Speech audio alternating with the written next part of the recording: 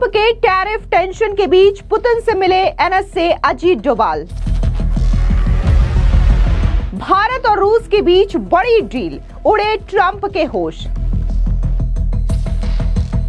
भारत रूस पृथ्वी के दुर्लभ खनिजों की करेंगे खुदाई। भारत, रूस और चीन ने बना ली मंडली, अमेरिका को घेरने की बड़ी तैयारी।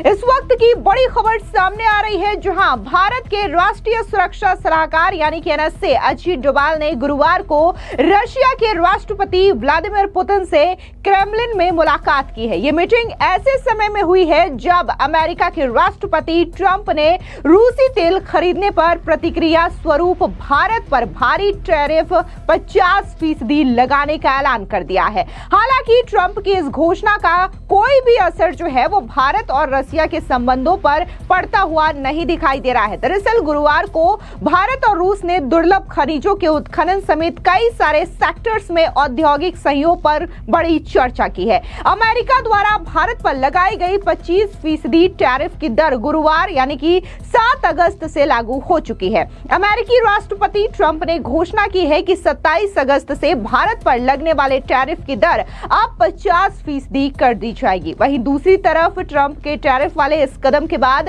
रशिया और चाइना ने भारत का समर्थन कर दिया है। दरअसल क्रेमलिन ने मंगलवार को ट्रंप के इस कदम को अवैध बताते हुए इसकी कड़ी निंदा की है, जबकि चाइना ने गुरुवार को भारत की संप्रभुता की रक्षा करते हुए कहा कि भारत की विदेश नीति पर कोई समझौता नहीं किया जा सकता। आपको बता दें कि रूसी राष्ट्रपति के प्रवक्ता दिमित्री पेस्कोव ने कहा कि किसी भी देश को रूस के साथ व्यापार करने से रोकना गलत है। उन्होंने स्पष्ट किया कि संप्रभु देशों को अपने व्यापारिक साझेदार चुनने का अधिकार है। वहीं भारत के राष्ट्रीय सुरक्षा सलाहकार अजीत डोभाल रूस में है और पुतिन के भारत दौरे की तारीखें भी लगभग तय ही मानी जा रही है। डोभाल ने कहा है कि ये शिखर सम्मेलन दोनों देशों के रिश्तों में महत्वपूर्ण मोड़ साबित होंगे। रशिया के सुरक्षा परिषद के सचिव सर्गेई शोइगु ने भारत के साथ गहरे सहयोग की प्रतिबद्धता जताई है। वहीं दूसरी ओर बात अगर हम चाइना की करें तो चाइना ने अमेरिका द्वारा लगाए गए 50% टैरिफ की कड़ी आलोचना की है। चीनी दूतावास ने ट्वीट कर कहा कि भारत की संप्रभुता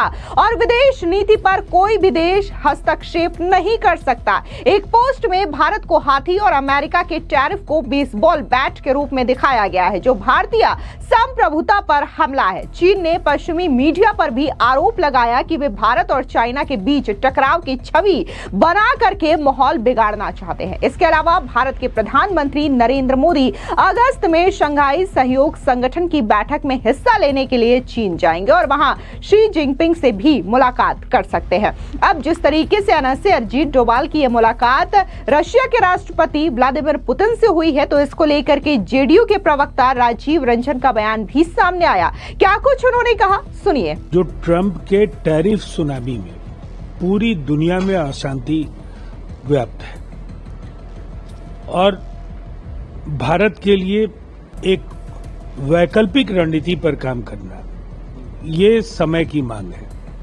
निसंदेह इस बीच एनएसए का रूस जाना और फिर व्लादिमीर पुतिन का हिंदुस्तान आने का कार्यक्रम तय होना, एससीओ में प्रधानमंत्री नरेंद्र मोदी जा सकते हैं, तो ये कहीं न कहीं जो कूटनीतिक तौर पर भारत ने अपनी व्यूहरचना भी तेज की है और ये किसी भी संप्रभुता संपन्न राष्ट्र की ये जिम्मेदारी है कि वो अपने हितों की रक्षा करने के लिए अपने तरीके से रणनीति बनाए। और निसंदेह प्रधानमंत्री नरेंद्र मोदी जी के नेतृत्व में भारत ने जो एक वैश्विक पटल पर एक मुकाम हासिल किया है, अमेरिकी प्रशासन या हम कहेंगे कि ट्रंप को कहीं न कहीं तीसरी अर्थव्यवस्था बनने के जो भारत के आसार हैं, उससे उनकी चिंताएं बढ़ रही हैं। लेकिन ये हमारी चिंता तो नहीं है। हम तो अपने हितों की रक्षा करने के लिए, किसानों के लिए, कामगारों के लिए जो भी बड़े कदम उठाने होंगे हम उठाएंगे और इस दिशा में ये जो भी कदम उठाए जा रहे हैं बेहद अहम है। आपको बता दें वहीं दूसरी ओर अमेरिका जो है वो लगातार टैरिफ बढ़ा रहा है, लेकिन अमेरिका पर दोहरे मापदंड अपनाने के भी आरोप लगे हैं, क्योंकि वो खुद भी रूसी यूरेनियम और इसी के साथ ही कई सारी चीजें रशिया से आयात कर रहा है। वहीं जिस तरीके से अमेरिका ने ये टैरिफ लगाया है, तो अब भारत की भी कड़ी प्रतिक्रिया इस पूरे मामले में सामने आई है। पहले तो विदेश मंत्रालय की ओर से बयान जारी किया गया था, लेकिन अब प्रधानमंत्री मोदी ने भी अपना रुख क्लियर कर दिया है। दरअसल एक कार्यक्रम के दौरान प्रधानमंत्री नरेंद्र मोदी ने देश के किसानों के हक में बड़ा बयान दिया। प्रधानमंत्री मोदी ने कहा कि हमारे लिए किसानों के हित की रक्षा हमारी सर्वोच्च प्राथमिकता है। भारत किसानों, मछुआरों और डेयरी किसानों के हितों में कभी समझौता नहीं करेगा। उन्होंने कहा कि उन्हें पता है कि इसकी भारी कीमत उन्हें चुकानी पड़ेगी और वे इसके लिए तैयार है। हालांकि जिस तरीके से ट्रंप ने पहले 25% और उसके बाद फिर से 25% टैरिफ लगाने की जो घोषणा की है, तो टोटल ये जो टैरिफ है वो 50% हो गई है और ये टैरिफ भी लागू हो चुका है। लेकिन जिस तरीके से बार बार ये दबाव अमेरिका की ओर से बनाया जा रहा है ताकि भारत जो है वो रशिया से तेल खरीदना बंद कर दे, तो इस दबाव का कोई भी असर ना तो भारत पर पड़ रहा है और ना तो भारत और रशिया के जो संबंध है उस पर पड़ रहा है, क्योंकि भारत को पता है कि रशिया उसका सबसे पुराना दोस्त है और हर वक्त रशिया ने भारत की मदद की है। ऐसे में भारत नहीं चाहता कि वो अपने सबसे पुराने दोस्त को इस तरीके से दरकिनार करे और इसी वजह से भारत और रशिया के बीच में यह बड़ी डील साइन हुई है, जिसके तहत अब जो पृथ्वी के रेयर मिनरल्स है उसकी खोज भारत और रशिया साथ मिलकर के करेंगे और इसकी खुदाई भी साथ मिलकर के करेंगे। वहीं जिस तरीके से ट्रंप ने टैरिफ लगाया है, तो इसको लेकर के पहले तो भारत ने अपना रुख क्लियर किया, सख्त संदेश जो है वो अमेरिका को दिया, लेकिन अब चाइना और रशिया भी पूरी तरीके से भारत का समर्थन कर रहे हैं और इसकी पूरी तरीके से निंदा की गई है। हालांकि ट्रंप बार बार पूरी तरीके से बौखलाए हुए हैं और लगातार वो आए दिन कई तरीके की बयानबाजी करते हैं। पहले तो वो टैरिफ लगा रहे थे, लेकिन उसके बाद उन्होंने ये तक कह दिया कि कैसे भारत की जो इकोनॉमी है वो डेड इकोनॉमी है।